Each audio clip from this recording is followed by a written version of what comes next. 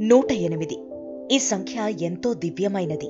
ఈ సంఖ్య సృష్టికి, సృష్టికర్తకు అనుసంధానం లాంటిది. అందుకే అప్పటి ఋషులు, వేదాలు, పురాణాలలో మొదలు ఇప్పటి ప్రభుత్వాల సంక్షేమ కార్యక్రమాల వరకు 108 నంబరుకు అంత ప్రాముఖ్యత.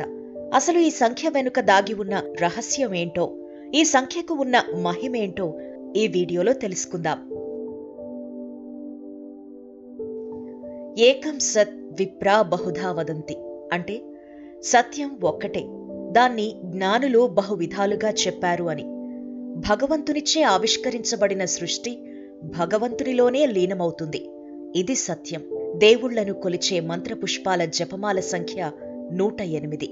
108 యొక్క ప్రాముఖ్యతను హిందువులే కాదు, బౌద్ధులు, జైనులు, సిక్కులు ఇలా అందరూ గుర్తించారు.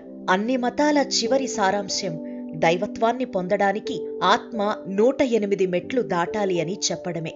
భూమికి చంద్రునికి మధ్య దూరం చంద్రుని వ్యాసానికి 108 రెట్లు, భూమికి సూర్యునికి మధ్య దూరం సూర్యుని వ్యాసానికి 108 రెట్లు, సూర్యుని యొక్క వ్యాసం భూవ్యాసానికి 108 రెట్లు అని ఏనాడో ఖగోళ శాస్త్రానికి సంబంధించిన వేద ఋషులు చెప్పారు.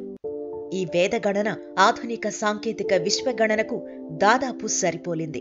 అంతేకాదు, ప్రతి వేదంలోనూ శాస్త్రంలోనూ 108 సంఖ్య ఎంతో స్పెషల్. అదెలాగో చూద్దాం.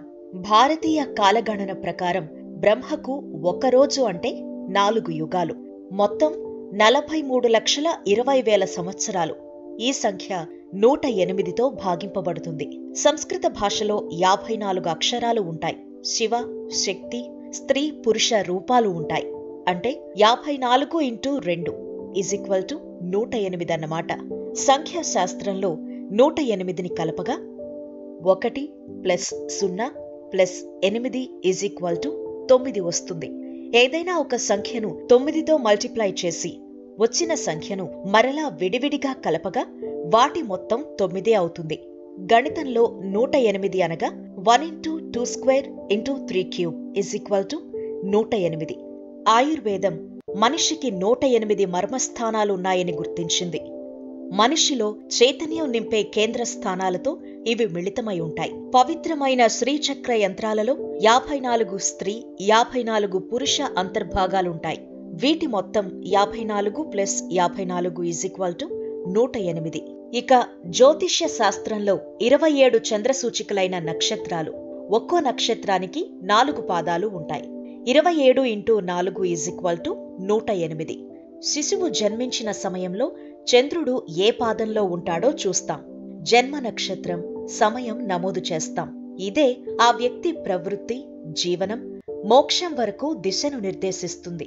ఇక భారత జ్యోతిష్య శాస్త్రంలో రాసులు 12, గ్రహాలు 9. 12 × 9 = 108. నాట్య శాస్త్రంలో భరతుడు చెప్పినట్టుగా కాళ్ళు, చేతులు చేసే నాట్య భంగిమలు మొత్తం 108. వీటిని కరణములంటారు.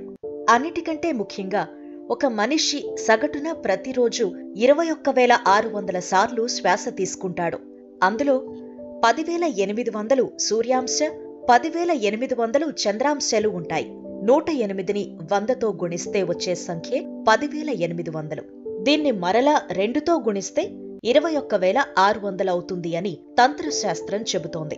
వీటితో పాటు 18 పురాణాలు, 18 మహాభారత అధ్యాయాలు, 108 ఉపనిషత్తులు, 108 శ్లోకాలతో ఎన్నో ప్రముఖ సంస్కృత గ్రంథాలు, ప్రతి నిత్యం హిందువులు పూజ చేసే విధానంలో అష్టోత్తరం, అష్టోత్తర శతనామావళి వంటివి, ఇలా ఎన్నో విధాల ఎంతో ప్రాముఖ్యత కలిగిన సంఖ్య 108. అందుకే చాలా మంది తమ పేర్ల చివరిలో 108 చేర్చుకుంటూ ఉంటారు. ఈ 108 సంఖ్య ద్వారా భగవంతుని ప్రేరణ మానవునిలో కలుగుతుందని, విశ్వంలో జరిగే లయబద్ధ గమనంలో ఇది ఒక భాగమేనని చెబుతోంది. చూశారుగా, నా భారతదేశం ఎంతో గొప్పది.